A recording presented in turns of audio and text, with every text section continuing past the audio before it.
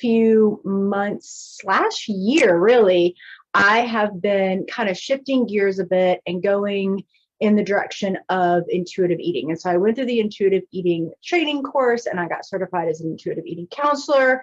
And I absolutely love it. It's such a great method framework to use that I think is so deeply based in research, and I truly, truly believe is really the future. I think we're going to see more and more of people moving in this direction of having a more intuitive approach to food, reconnecting with their body, getting off the diet train, all of those things. With that said, one of the things that some of the feedback I've gotten from a lot of the women that I work with is they're like, yes, we're all in. We get it, Melissa, like dieting, it's out, it's bad. We understand that it's not good and why it's not good. All that's fantastic. We get that weight loss at all costs, that's not great.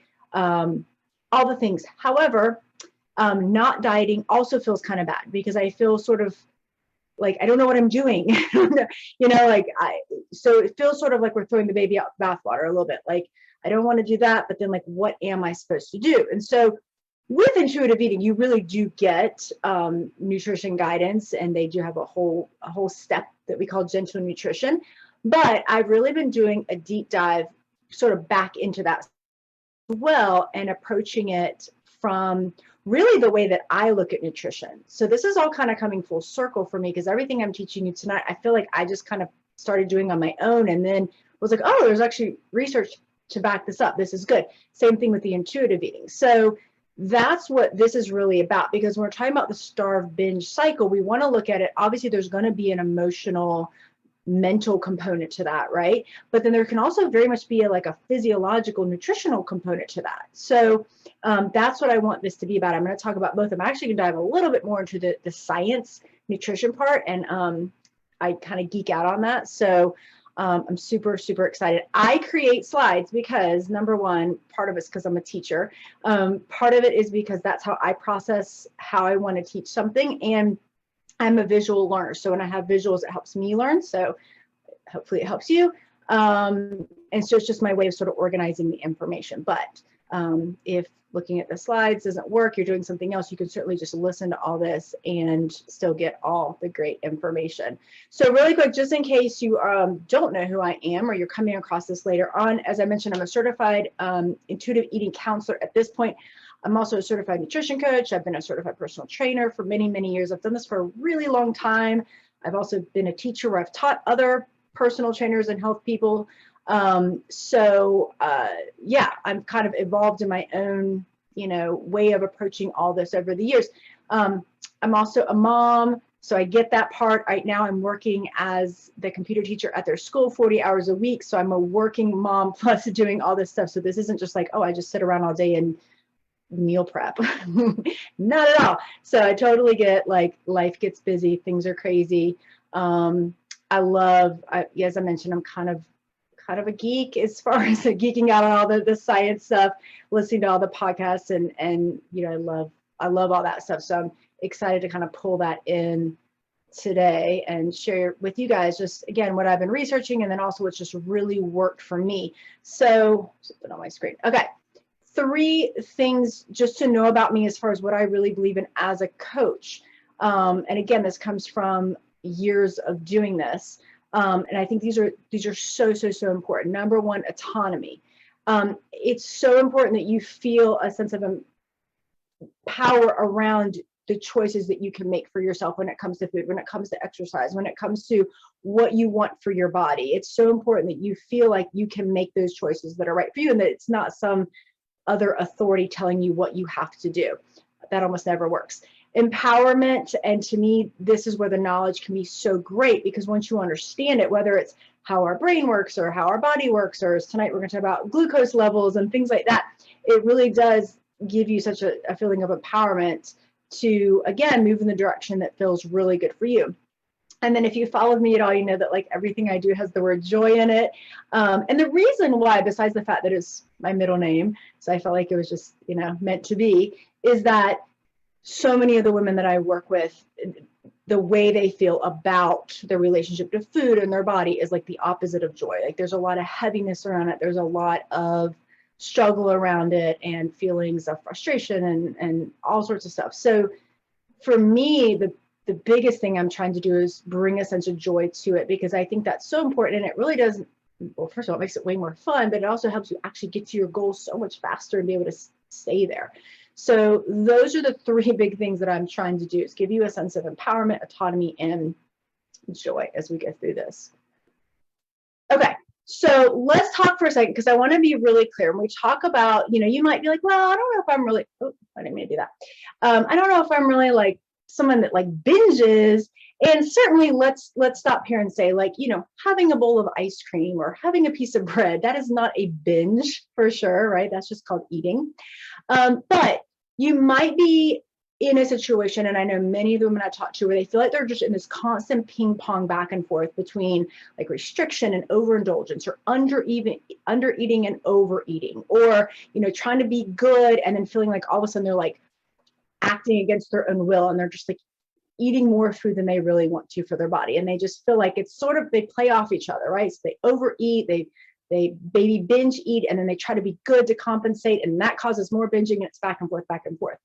Certainly with this, there is, as I mentioned before, there's an emotional, mental component to that, right? Being stuck in the diet mindset, looking at food in this very sort of black and white, good or bad kind of way, being very heavily, focused on weight loss at all costs. All of those things can play into it. But there can also very much be that physiological, nutritional component, and that has to do with many different things. Obviously, people, there's all sorts of things that can cause that. But one of the things I want to talk about tonight is really looking specifically at balancing foods in a way that can help to balance blood sugar, insulin levels, how we can start to balance our hormones that, create hunger, create fullness, metabolism, and all of those things. So when we're tackling them both together, I think that becomes really powerful, because if you're trying to tackle it just from an emotional point, but your body physiologically is still not feeling great, that can be really hard. So we're doing them together. That seems to really be the sweet spot.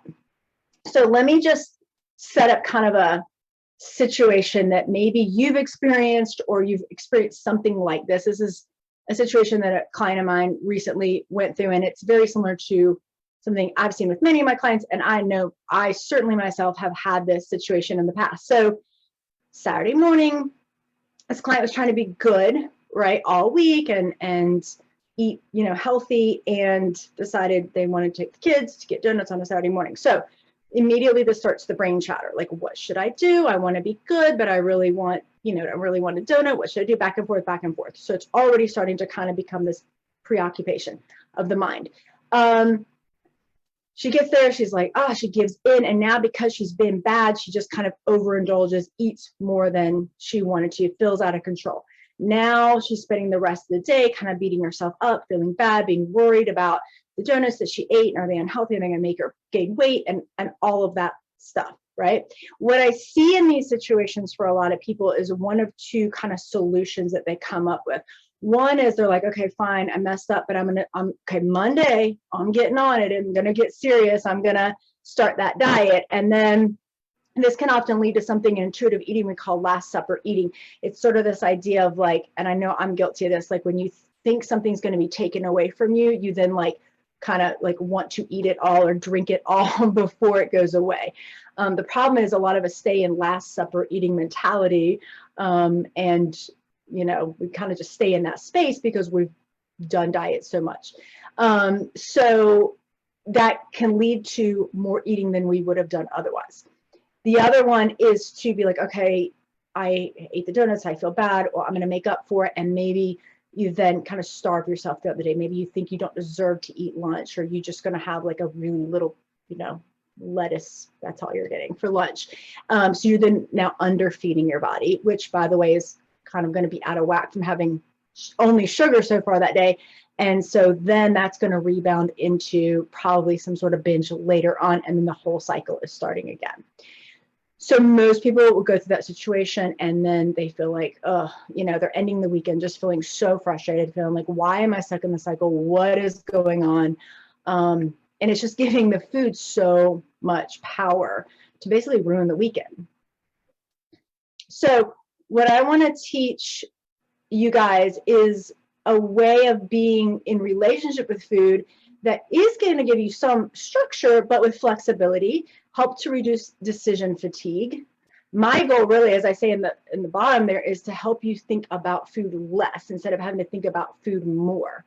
And to create a sense of calm around food. I love that word. I heard somebody else use that recently with food, and I'm like, that is so perfect, because I don't see that a lot. And I think that's such a beautiful way to be around food, just to feel calm and feel like it's not about perfection, but just knowing you have a system that works, a sustainable path, how to reconnect to your body and your own inner wisdom. And then just to feel amazing, have more energy, and to reach your body's natural weight if you're not there. And to really just eliminate that binge starve cycle, or that, depriving yourself and then overindulgent cycle that many of us feel stuck in. So going back to that same scenario that I mentioned before, here's how we can change it from just a mindset perspective. If we're getting out of the diet mentality, is first of all, realizing there is no right or wrong. There's no good or bad. You just get to make a decision, and it's fine either way. In this case, maybe someone decides, yeah, I want to go, I want to have this moment with my kids. I'm going to have a couple donuts. I'm going to focus more on, being with my kids and enjoying the moment than worrying about the food. Now it's done, and that's truly what it's done. And you're satisfied, and it was great. The solution then is, okay, I'm not going to punish myself. I'm not going to starve myself. I'm going to, next meal, have a nice, balanced, nourishing meal. And then that's it. It's done. The weekend's not ruined. We're not going off the train. Everything's fine. And that really does give you back your power around food. But we're going to take it a step further in a minute. Okay, so how do we get to this place? So as I've mentioned, the first thing is to reject the diet mentality. To reject this idea of certain foods are good, certain foods are bad.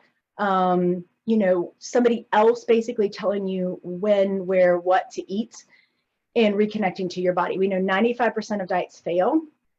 They're kind of set up to fail. I mean, it's $1 billion industry. So if you fail, you're coming back, paying more money. They're the #1 predictor of long-term weight gain, which is crazy.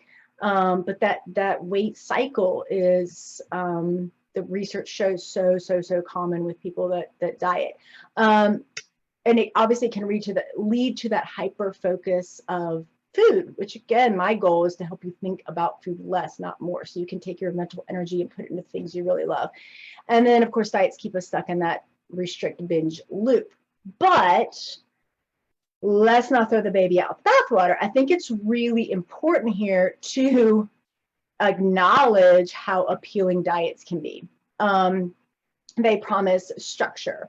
They help you eliminate that decision fatigue. They sound great. They're promising this body transformation and like this idea of like, I'm going to find the right diet. And then like, it's all going to fall into place. And, I'm going to be able to follow it easily. And everyone's just going to be like, so like wowed by my body transformation, all of those things. That is very appealing. It's something that's, promised to us through all these ads and advertisements and whatnot. So I think it's important to like be real about that and to kind of pull out what, #1, you've maybe learned from doing diets as far as what does work, and not to feel like you can't ever do anything that you did in a diet. For example, I had a client one time that was like, okay, I want to do intuitive eating, but I really like to like plan and prep my meals on Sunday. She really felt like those two things were, going against each other, and not at all, right? So the idea isn't that you can't take care of yourself or eat vegetables or eat healthy. It's just that it's coming from more of this like intuitive place, which we'll talk a little bit more about here. So pull the things that you like about diets, and then we want to try to create that for ourselves.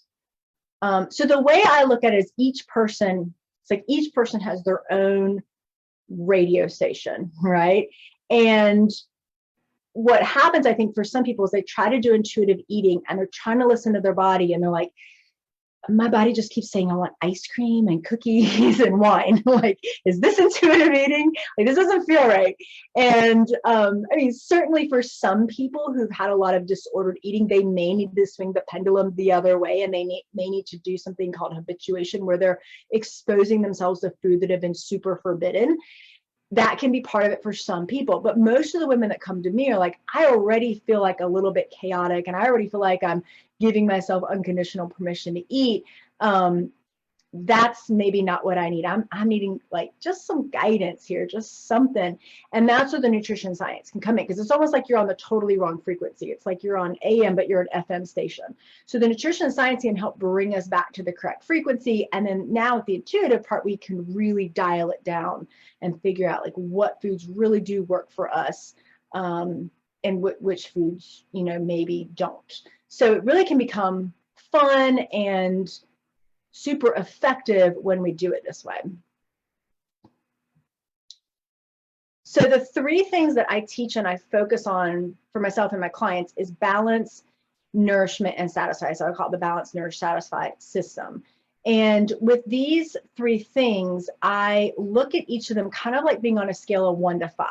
So it's not about it as a meal balanced or not balanced, nourishing, not nourishing, satisfying, not satisfying. You're kind of rating for yourself where each one falls on this. Some meals might be a little bit more balanced and nourishing. They're not necessarily my absolute favorite. Like, I'm not gonna have them for my birthday dinner. And then other things, like today I had a brownie. It's not really balanced and nourishing, but it sure was satisfying and a joyful eat, right? So you're trying to make sure you have all of these things, but you're also looking at it on this scale. So the idea is just to move towards more and more meals that are amount of each of these things. The more balanced, nourishing, and satisfying they are, that's amazing. But just knowing that not every meal is going to be, you know, a 5 on all three of those things. So specifically with balancing, yes, we're talking about the mindset piece. So we want to have good balance. We want to make sure we're not getting too rigid. We want to make sure we're challenging the food police and making peace with food. But again, as I mentioned with the physiological side, it's also about balancing the macronutrients, micronutrients, and stabilizing blood sugar levels. Okay, I'm just going to check really quick and make sure that I'm not just sitting here talking and like nobody can hear me, or that I'm not even broadcasting. Let's see really quick. So as we move into the science part of it, this is really, really important. So I'm going to take a sip of water. It's really important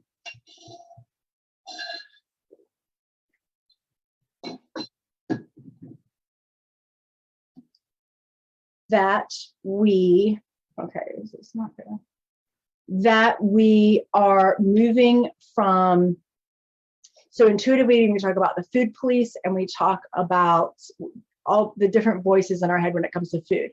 We want to move from the food police, which is that really critical voice, and we want to move towards becoming the food anthropologist. So the food anthropologist has a more neutral look at food. So it's like, if all things are the same, which food is more satisfying? Which food makes you feel better? Which, you're just almost like observing animals in the wild. You're not judging it, you're just noticing and moving towards the things that make you feel better. So as we go into the science part of this, we want to make sure that we're doing that. Okay, so really quick, as we go through this, I'm going to talk about the macronutrients. So the macronutrients are basically, there's really only 3, which is proteins, fats, and carbohydrates. Vegetables technically are carbs, but I pull them out, and a lot of people do, and put them in their own category because carbs, their main job is to give us energy, and vegetables are kind of lower in the energy and higher in things like vitamins and minerals and fiber and things like that. So, you know, for example, like somebody's going to go do a marathon, you don't usually hear like, I'm going to eat a bunch of broccoli before I go run this marathon, right? Like, it's going to be pasta or something like that. So we kind of put them into their own category. So when I try about balancing, a balanced meal would have some protein, chicken, fish, beef, animal product, you know, dairy products, things like that. It would have some good carbohydrates, which are mostly like your starches, you know, grains, fruits are going to fall into that category, and some healthy fats. So your avocado, salmon, olive oil, nuts, seeds, things like that. And then of course, vegetables. So, okay, let's get into the fun stuff here. Let's talk a little bit about the science of this. So whenever we eat carbohydrates, any carbohydrate, piece of bread, a sweet potato, quinoa, a lollipop, an apple, whatever. I will say, just really quick, fruit is a little different because it has fructose, but just we're not going to get into that tonight. Just stick with this. All carbohydrates are going to break down and they're going to be released into our body as something called glucose, which is basically blood sugar. So our body releases glucose or sugar into the bloodstream. This is totally fine. This is good. Now, just like if my body temperature suddenly went up, let's say I walk outside, it's really hot, I might start to sweat. Or if my body temperature goes down, I might start to shiver. My body does the same thing with blood glucose because our body really can only have a certain amount of blood or sugar in our blood and be healthy without causing issues. So we get some sugar in our blood and our brain goes, oh, okay, I'm going to release some insulin from the pancreas. This is the pancreas. And this insulin's job, insulin is a hormone, its job is to take up that extra sugar and it's going to store it in one of two places, either our muscle or our liver. So this is a beautiful system. This is not, trust me, this is not going to be a low carb kind of talk. Carbs are wonderful and we want to eat them and our body can definitely handle them. But if you've ever known someone that have like type 1 diabetes, you know, like their body doesn't produce insulin, so they have to give themselves a shot of it. Or someone that has type 2 diabetes, their body produces insulin, but the muscle and the liver have become desensitized to it, so they don't take up the extra sugar as easily. So when we're looking at this, we are looking at blood glucose levels. So let's look down here in the green. So let's say that I'm eating, as I mentioned, sort of balanced, nourishing, satisfying meals. I should see just kind of a slight increase of blood glucose and then maybe a little decrease, but for the most part, it's a pretty steady little curve, right? I'm staying in this kind of low area here as I go through my day and have my meals. When we are eating meals that are out of balance, what can happen is it can spike blood glucose and therefore spike insulin in response to that. And then we have a counter reaction where our blood glucose levels can dip, and this can cause us to feel pretty bad, right? It can increase or decrease our energy.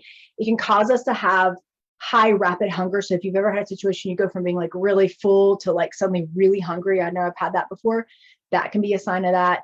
It can increase our cravings because insulin's job is to take up the glucose, but once it's done that, it's still kind of hanging out in our blood. And it's like, I need sugar, right? That's my job. Give me some sugar. So it increases our cravings. So our goal then becomes, well, how do I keep my blood sugar levels at a more steady rate? And why is this important? So let's just kind of look at this if everything's going right. And I kind of mentioned this already, but imagine this here is kind of like, you know, our digestive system. These enzymes are breaking down the sugar. They're releasing it into the blood. These trucks are like the insulin. They're picking it up. They're carrying it to these lovely storage places of the liver and the muscle. All is good, right? But these storage units are somewhat limited. So let's look at what happens when we eat something that causes a rapid increase in our blood sugar levels. So you see here, right? Lucy and Ethel. So if all of a sudden our body is, you know, we go eat, you know, I don't know, a bunch of donuts. We'll go back to that example, right? And our body's flooded with a bunch of sugar all of a sudden. What sometimes can happen, especially if this is going on continuously, is that our liver and our muscle stores can get full and we can start to experience those high blood sugar levels more often. In fact, the research seems to show that most of us, like 80% of us, will experience a glucose spike throughout the day. This can lead to a couple of things. Why, you know, like, why is this a big deal? Well, as I mentioned, this can cause us to feel more fatigued if you get those energy dips in the afternoon. You know, that can be caused by it. It can cause inflammation in the body. It can cause cravings, as I mentioned. And then what happens is that we're storing all that extra stuff in our fat stores. Now, this is also kind of interesting because what happens here is insulin is a storage hormone. So if we have a lot of insulin coursing through our veins, it's also signaling that our body is kind of trapping the fat, so to speak. And I'm not talking about this necessarily from a weight loss perspective, but from a metabolic flexibility perspective. So if our body's really healthy, it can pretty easily switch back and forth between burning carbs and burning fat. And so if you, for example, start to have a craving or start to get hungry, if you wait just a little bit, and I'm not saying to deny your hunger or anything like that, but you'll notice that the hunger kind of comes in waves and your body will sort of shift into fat burning and it'll burn its internal fat stores. Again, that's just for everybody. And then of course, eventually you'll eat and you'll refill your energy stores. But when we have a lot of insulin, it's very hard to do that. It's like we have to eat every few hours in order to keep our energy up, or we start to feel pretty bad. So these can be some of the issues that we'll experience if we're having that constant roller coaster of blood glucose and insulin. So a couple of things that can help. First of all, as I mentioned, going back to the balance thing, when we eat fats, proteins, and fiber, especially before we're eating carbohydrates, it can help to slow the process and the release of the blood glucose. Fiber is really interesting because fiber will actually create almost like this net in your small intestines, and it really slows down the release of the sugar. And this is a good thing because when the sugar is slowed down, so is the insulin reaction. Fats and proteins can do the same thing, even if you're not eating them before, if you're eating them with. So for example, a piece of bread by itself, you're going to see a spike in glucose for most people. You put a little bit of peanut butter on that, or you put, an egg, avocado, and you're going to see that that glucose spike is much lower. So combining those things, eating foods in certain orders, having your sweets right after you've had a well-balanced meal can really make a big impact with this. Okay, so that's just kind of a quick history of that. There's a lot more I could say. For time's sake, I won't get too much into it. But nourishment, same thing. We want to tackle this from two different standpoints. And nourishment to me is really about adding in those things, mostly vegetables, but fruits and other, whole foods that are going to give your body all the things that it needs. Each of those macronutrients plays a really important role in your body. So if we're low fat or low protein or low carbs, we're going to see some issues with that. So for me, I look at this mostly with, like, again, vegetables, but making sure I'm getting in vitamins and minerals, fiber, and then also just having a balanced mindset. That's why I have the ice cream here too, making sure that we're not getting too rigid with this, that we're still putting in those joy eats and those things that we really enjoy having.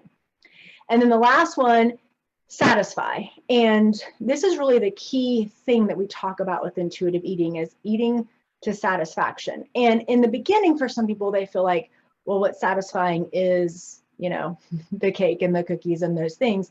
But when you start to rebalance your body and reconnect to your body, you start to realize that really those things are satisfying sometimes, but eating that way all the time is really not very satisfying. And so sometimes it's a cupcake, sometimes it's an apple, sometimes it's broccoli, sometimes it's grilled chicken.